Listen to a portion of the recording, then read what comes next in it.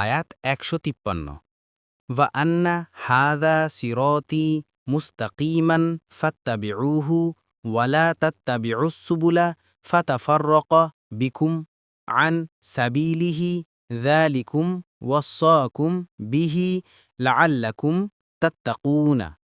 অনুবাদ: আর এই পথই আমার সরল পথ, কাজেই তোমরা এর অনুসরণ করো এবং বিভিন্ন পথ অনুসরণ করবে না, করলে তা তোমাদেরকে তার পথ থেকে বিচ্ছিন্ন করবে।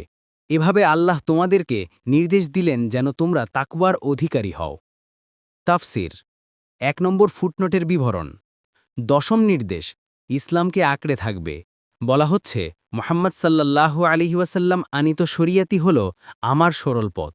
অতএব তোমরা এ পথে চলো এবং অন্য কোনো পথে চলো না, কেননা সেসব পথ তোমাদেরকে আল্লাহর পথ থেকে বিচ্ছিন্ন করে দেবে।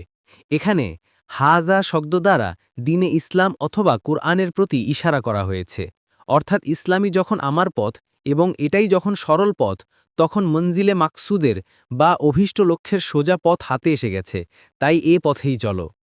২ নম্বর ফুটনোট, অর্থাৎ আল্লাহ পর্যন্ত পৌঁছা এবং তার সন্তুষ্টি অর্জনের আসল পথ তো একটি। জগতে যদিও মানুষ নিজ নিজ ধারণা অনুযায়ী অনেক পথ করে রেখেছে, তোমরা সেসব পথে চলো না, কেননা সেগুলো বাস্তবে আল্লাহ পর্যন্ত পৌঁছে না।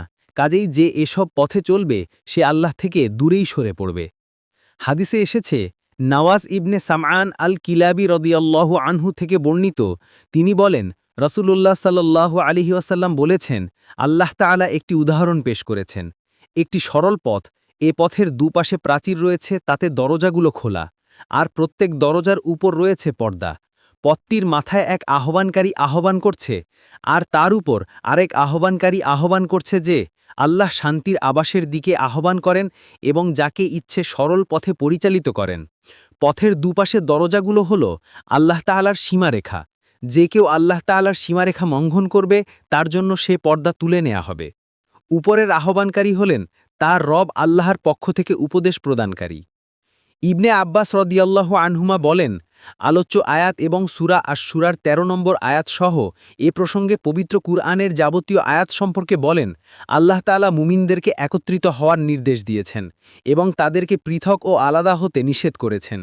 তিনি তাদেরকে জানিয়েছেন যে তাদের পূর্ববর্তীরা আল্লাহর দ্বীনে তর্কবিতর্ক ও ঝগড়ার কারণে ধ্বংস হয়েছিল।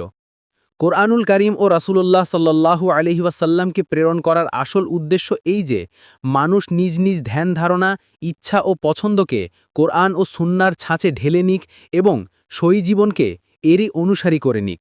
কিন্তু বাস্তব হচ্ছে এই যে মানুষ কোরআন ও সুন্নাহকে নিজ নিজ ধ্যান ধারণা ও পছন্দের ছাঁচে ঢেলে নিতে চাইছে। কোনো আয়াত কিংবা হাদিসকে নিজের মতলব বা ধারণার বিপরীতে দেখলে তারা তার মনগড়া ব্যাখ্যা করে সই পক্ষে নিয়ে যায়। এখান থেকে অন্যান্য বিদাত ও পথভ্রষ্টতার জন্ম। আয়াতে এসব পথ থেকে বেঁচে থাকতেই নির্দেশ দেয়া হয়েছে।